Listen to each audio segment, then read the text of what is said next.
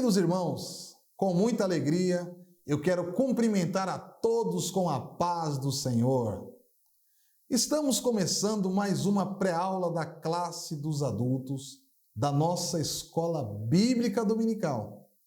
E convidamos você para ficarmos juntos aqui no nosso canal Portal Escola Dominical, o canal da EBD da Igreja Assembleia de Deus, Ministério do Belém, em Guarulhos, São Paulo.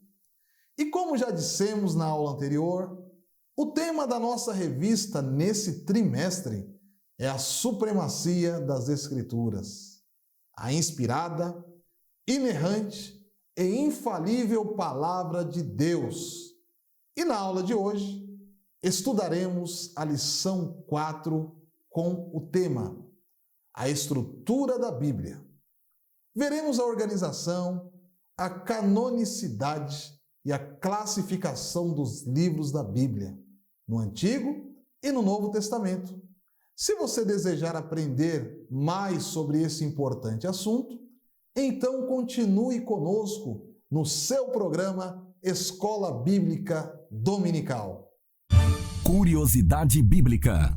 Você sabia que o sistema de divisão dos textos em capítulos e versículos se deu séculos depois da primeira versão da Bíblia? Essa divisão aconteceu no ano 1227 d.C., pelo inglês Stephen Langton. Vejamos o que nos diz o texto áureo. Texto áureo. E disse-lhes: são estas as palavras que vos disse estando ainda convosco. Convinha que se cumprisse tudo o que de mim estava escrito na lei de Moisés, e nos profetas, e nos salmos. Lucas capítulo 24, versículo 44. A verdade prática nos diz: a Bíblia se divide em Antigo e Novo Testamento, totalizando 66 livros, divinamente inspirados. Toda ela é a nossa única regra de fé e prática. Leiamos agora a leitura bíblica em classe para a lição de hoje. Acompanhe conosco a palavra do Senhor.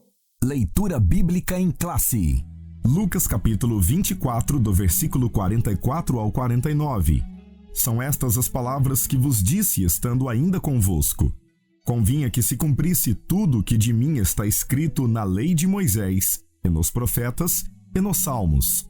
Então abriu-lhes o entendimento para compreenderem as Escrituras. E disse-lhes: assim está escrito, e assim convinha que o Cristo padecesse, e que ao terceiro dia ressuscitasse dos mortos, e em seu nome se pregasse o arrependimento e a remissão dos pecados em todas as nações, começando por Jerusalém. E dessas coisas sois vós testemunhas, e eis que sobre vós envio a promessa de meu Pai. Ficai, porém, na cidade de Jerusalém, até que do alto sejais revestidos de poder. Muito bem, conforme já dissemos, nesse trimestre estamos estudando a supremacia das Escrituras, a inspirada, inerrante e infalível Palavra de Deus. E a introdução da nossa lição nos diz que a Bíblia Sagrada foi escrita majoritariamente em hebraico e grego, em um período aproximado de 1.600 anos, por cerca de 40 homens, e se estrutura em Antigo e Novo Testamentos. Seus livros são divinamente inspirados e formam o cânon bíblico. Pois bem, vamos à análise da lição de hoje. Eu pensei em trazer para essa aula como uma forma de pensar acerca da importância do livro escrito, o famoso telefone sem fio. Você lembra daquela brincadeira em que um emissor conta algo para alguém no seu ouvido e esse receptor ele vai falando para outras pessoas? Quando chega lá no fim da fila, a mensagem inicialmente transmitida, em quase todos os casos, ela chegou totalmente distorcida. Muito bem. A respeito disso, o Dr. Kaiser, ele fala acerca da revelação dada por escrito. Olha só o que ele diz. Os livros representam o melhor meio de preservar a verdade em sua integridade, a fim de transmiti-la de geração a geração. A memória e a tradição não são confiáveis. Portanto, ao dar ao homem as revelações em forma de livro, Deus agiu com a máxima sabedoria e também de um modo bastante comum. Pelo que podemos ver, de nenhuma outra maneira ele poderia ter entregue à humanidade um padrão infalível que fosse acessível a todos os homens, que continuasse intacto ao longo dos séculos, e do qual todos os povos pudessem obter a mesma norma de fé e prática. É o que diz o Dr. Kaiser acerca da revelação dada por escrito por Deus, que é a Bíblia.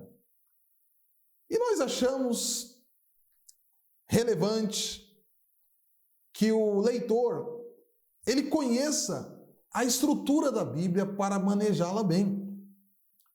É importante identificar e encontrar os livros da Bíblia, porque quem possui essas habilidades de identificar, de encontrar com mais agilidade e rapidez, possui uma habilidade importante. Habilidade que pode ser útil no dia a dia do manuseio da palavra de Deus. Não se pode também ignorar a ideia de decorar a Bíblia. Não há erro nenhum em decorar a Bíblia, porque quando se fala de decorar, diz respeito a coração. O termo decorar, ele tem como fonte o coração. Como nós vimos aqui, 1.600 anos foi o período aproximado para que a Bíblia fosse escrita. E a linguagem, como nós vimos na nossa introdução, ela é majoritariamente escrita em hebraico e também em grego. E esses cerca de 40 homens que escreveram a Bíblia, eles estão caracterizados, eles são destacados em suas diversas ocupações e funções, tais como reis, que escreveu a Bíblia, príncipes, médico, advogado, poeta, filósofo, profeta, estadista, pastores de ovelha, agricultores, funcionário público, pescador, sacerdote, general, juiz, músico, pecuarista, teólogo, boiadeiro e astrônomo. São alguns exemplos de homens, de profissionais, de ocupantes de determinada função que foram responsáveis por escrever a Bíblia. Os livros da Bíblia, eles foram divinamente inspirados. E o seu conjunto de livros, ele nos traz a ideia do cânon bíblico. Formam o cânon bíblico. E se avançarmos aqui para o primeiro tópico, nós estaremos diante da organização da Bíblia. Como é que a Bíblia está organizada? Em primeiro lugar, primeiro subitem, nos traz a definição do termo Bíblia. Tem origem tanto no vocábulo grego como também no vocábulo latim. No grego, nós temos o termo biblos, que significa livro, que traz uma conotação de qualidade sagrada. Biblos era o nome que os gregos davam a folhas de papiro. Essas folhas, elas eram preparadas para serem escritas. Um rolo de papiro de tamanho pequeno, era chamado de Biblion. Biblion. E vários desses pequenos Biblions era uma Bíblia. Literalmente, uma coleção de livros pequenos, uma coleção de Biblions pequenos.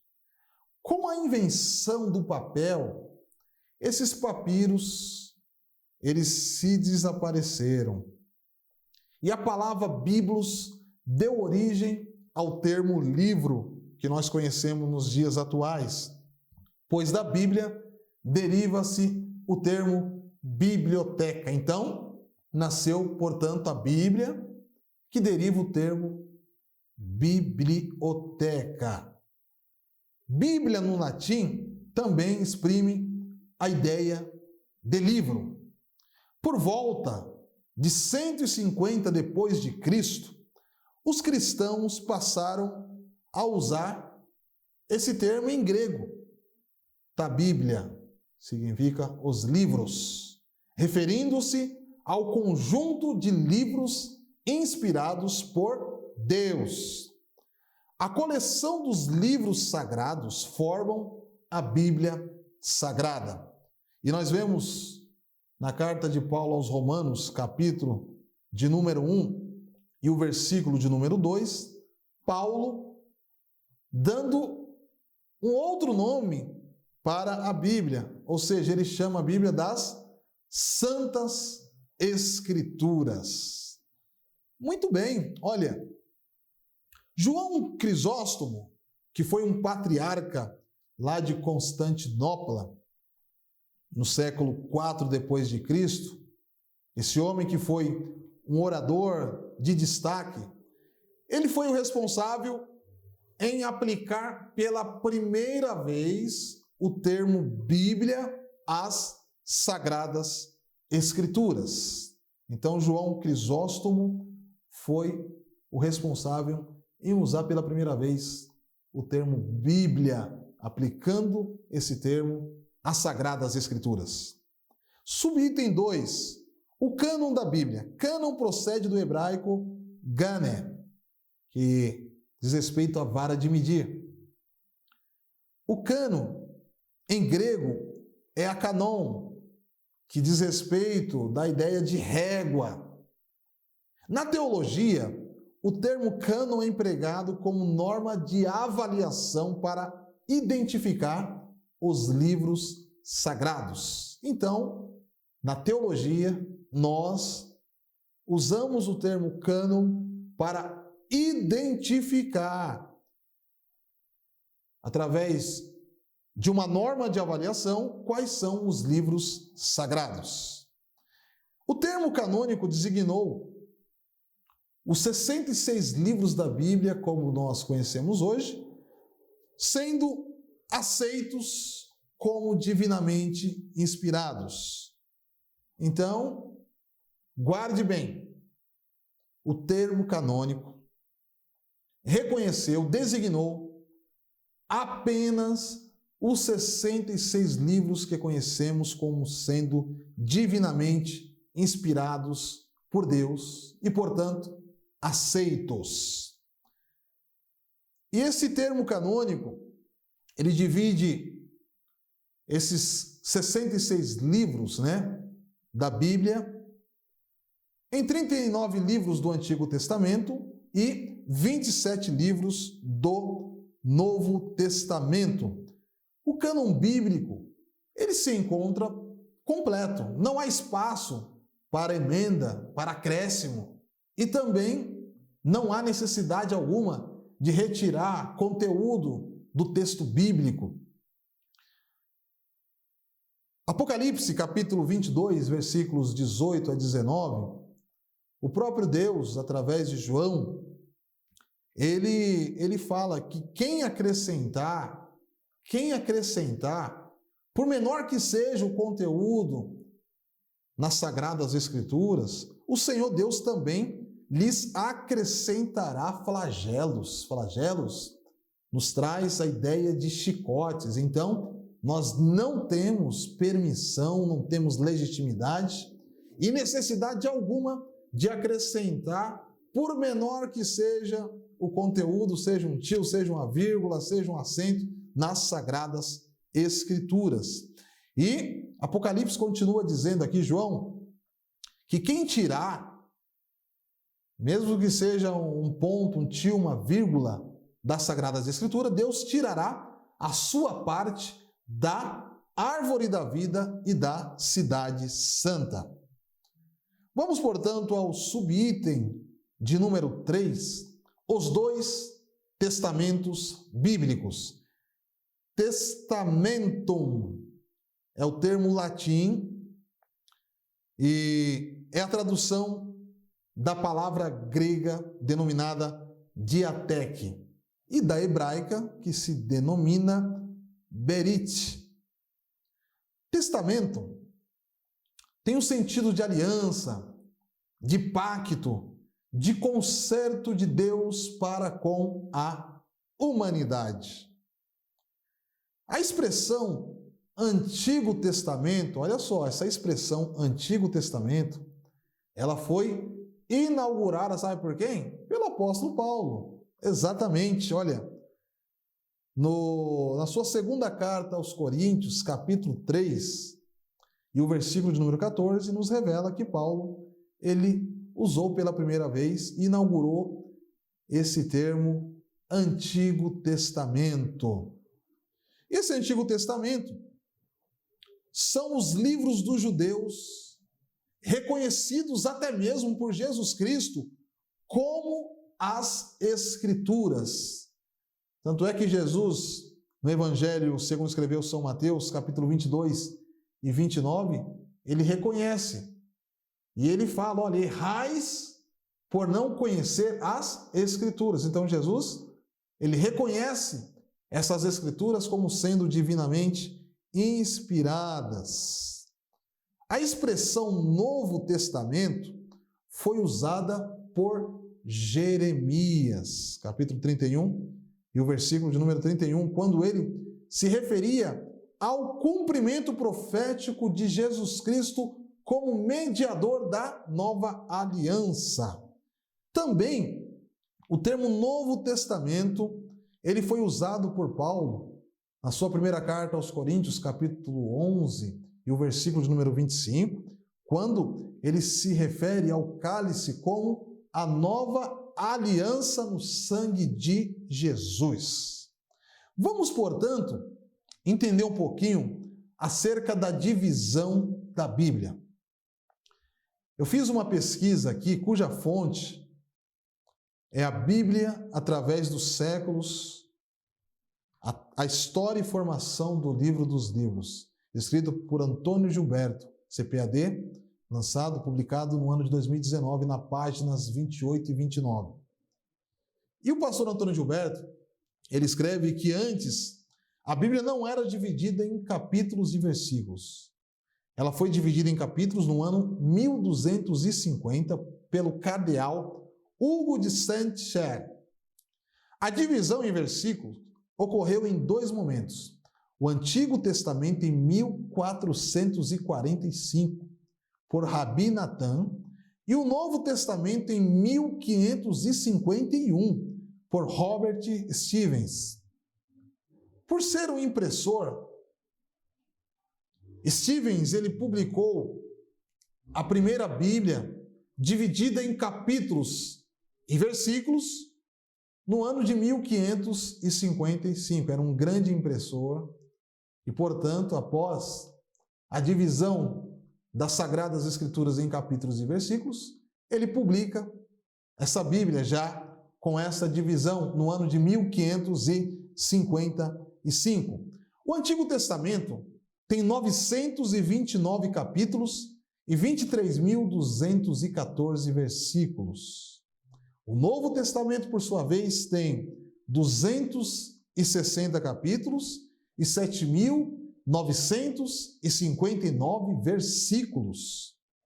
A Bíblia toda, agora no geral, ela tem 1.189 capítulos e 31.173 versículos. O maior capítulo, muito embora não consideremos capítulo em Salmos, mas uma forma de fazer a divisão estrutural. O Salmo, ele possui, vamos denominar capítulo 119, que na verdade não é um capítulo, mas é o maior da Bíblia, sendo o menor o Salmo 117. O maior versículo está em Esther, capítulo 8, e o versículo de número 9. Com certeza você já leu.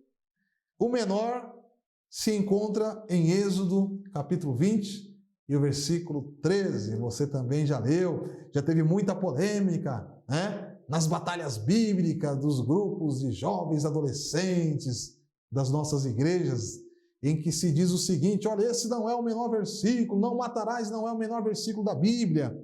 Só que tudo depende da versão. Nas versões portuguesas, de Portugal, é claro, não as brasileiras, Êxodo 20 e 13 é o menor versículo, sim. Mas nas brasileiras, nós temos Lucas 20 e 30 e o segundo. Em certas línguas, o menor versículo está em João 11 e 35. Jesus chorou. Os livros de Esther e Cantares não contêm a palavra Deus. Já percebeu isso, não? Esther e Cantares de Salomão não contêm a palavra Deus.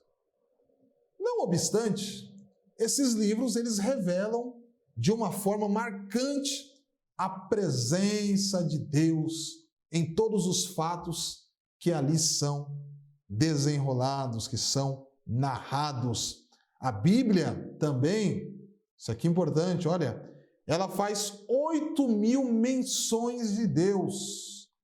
Sobre os vários nomes divinos que existem na Bíblia, nós vemos 8.000 menções a o nome de Deus. E também há cerca de 177 menções do diabo, também sob seus vários nomes. Vamos partir para o tópico de número 2 e falar um pouquinho sobre o Antigo Testamento. Primeiro subitem, os livros do Antigo Testamento.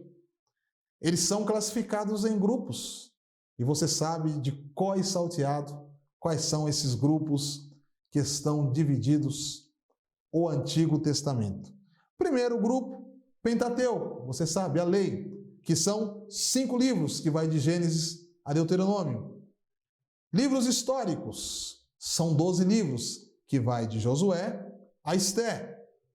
Os livros poéticos, eles são 5 livros, que vai de Jó a Cantares de Salomão.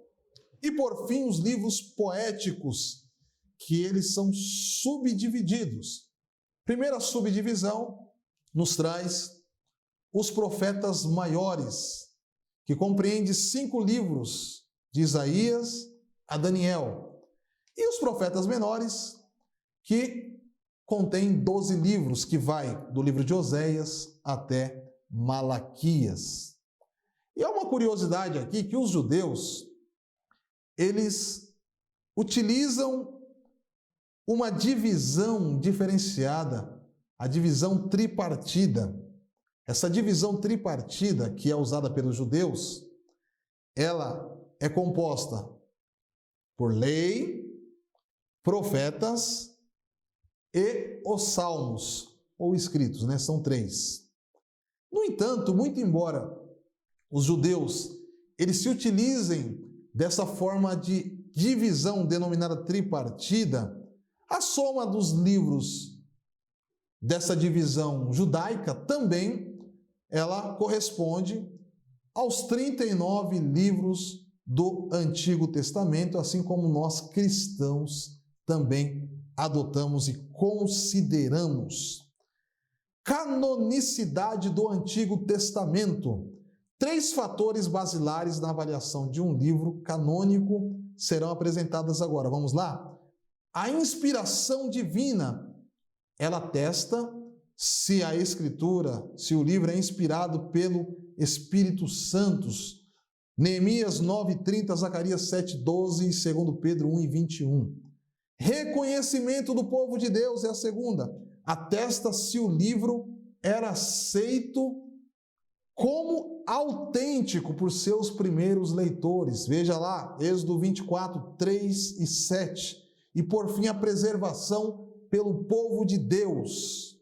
Atesta se o livro era conservado como a palavra de Deus. Não basta conservar o livro com a sua escrita.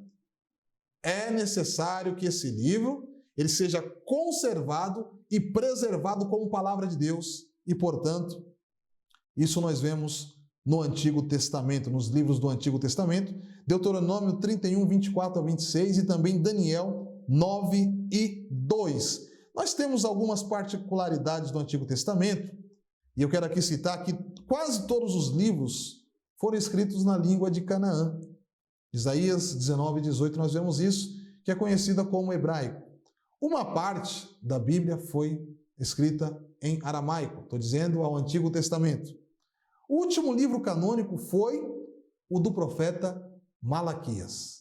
E depois desse livro ter sido escrito, provavelmente ali antes do ano 430 a.C., não se admitiu mais nenhum outro livro para compor o Antigo Testamento. Tópico 3. O Novo Testamento. Os livros do Novo Testamento, eles foram reconhecidos pela Igreja após a morte e ressurreição de Cristo Jesus. São 27 livros inspirados e autorizados que são chamados canônicos, conforme 1 Coríntios 2, 4, 13. E eles são classificados em 4 grupos principais. Quais são? Evangelhos, que são 4 livros: Mateus, Marcos, Lucas e João. Histórico é o livro de Atos dos Apóstolos. Epístolas, elas se subdividem em epístolas paulinas, que são 13 cartas de Romanos a Filemon, e epístolas gerais, que são 8 cartas de Hebreus a Judas. E também Revelação, que é o livro do Apocalipse. Vamos então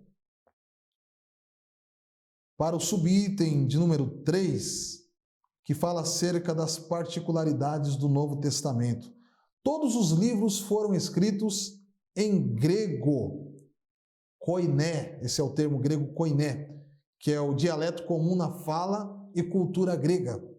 Ajudou a propagar o evangelho nos primórdios do cristianismo. Nós vemos isso em Atos capítulo 19 e o versículo de número 10. Todo o conjunto dos livros foram escritos antes do término do primeiro século, do século I. O último livro de Apocalipse foi escrito por volta do ano 96 depois de Cristo. E após o encerramento, os cristãos reconheceram apenas os 27 livros como inspirados. Olha só, um contexto histórico interessante para a nossa aula. Cerca de 303 anos depois de Cristo, o imperador romano Diocleciano assinou um decreto determinando que todos os cristãos fossem mortos e os seus livros sagrados fossem queimados. Surgiu Eusébio, ele é historiador da igreja, e viveu entre os anos de 264 a 340 depois de Cristo. Ele era bispo de Cesareia. E Eusébio, ele passou por esse período em que o imperador Diocleciano mandou matar os cristãos, mandou queimar as Bíblias, mas ele não foi morto e ele conseguiu, já no reinado de Constantino, realizar uma investigação profunda para apurar quais eram os livros que eram reconhecidos pela igreja, os que eram aceitos pela igreja, e por fim ele chegou nesse número dos 27 livros do Novo Testamento, que são aqueles que nós conhecemos. E no Concílio de Cartago, em 397 depois de Cristo, foi ratificado esses 27 livros como integrante do Novo Testamento, que são os livros que nós conhecemos. Constantino, ao assumir o cargo, ao assumir o trono, ele mandou preparar uma coleção de 50 Bíblias. E essas Bíblias, elas foram transportadas em carruagens sob a direção de Eusébio, e foram levadas para Cesareia. Olha só que homenagem que fez o imperador, o rei Constantino, à palavra de Deus. Agora, eu te convido para que nós passemos às considerações finais. A conclusão da nossa lição de hoje nos diz que o conjunto dos 66 livros formam um único livro, a Bíblia Sagrada. Esses livros constituem o cânon bíblico do Antigo e do Novo Testamento. Os critérios para avaliação da canonicidade são a inspiração, o reconhecimento e a preservação dos livros como palavra de Deus. A comprovação desses critérios revela que as Escrituras foram aceitas e preservadas como livros autorizados por Deus. Muito bem, vamos fazer agora o nosso momento de oração. Senhor Deus, maravilhoso e grandioso Pai, nós te damos graças por mais uma aula da nossa Escola Bíblica Dominical que foi transmitida nessa oportunidade aos nossos alunos. Que o Senhor possa sempre abrir o nosso entendimento e que possamos aprender, inclusive, acerca da estrutura da Sua palavra, a fim de que possamos manuseá-la com inteligência e extrair aquilo que o Senhor tem a nos ensinar. Nós te pedimos, continue abençoando a cada um dos seus filhos, no nome do seu Filho Jesus. Amém.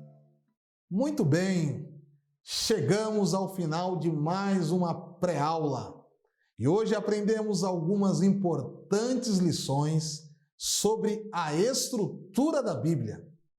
E na próxima semana estudaremos a lição 5 da nossa revista de adultos, com o tema Como ler as Escrituras. Queremos agradecer a você por ter acompanhado conosco o estudo desta importante lição. E se você gostou desse vídeo, se inscreva no nosso canal, que está aparecendo na sua tela abaixo. Ative o sininho para você ficar por dentro da nossa próxima pré-aula. E compartilhe com seus professores, com seus alunos ou com seus amigos e irmãos da sua igreja ou das suas redes sociais. Que Deus em Cristo abençoe a todos e até a próxima pré-aula, permitindo Deus. E não se esqueça, vivamos o dia de hoje como se Cristo voltasse a qualquer momento. Até lá!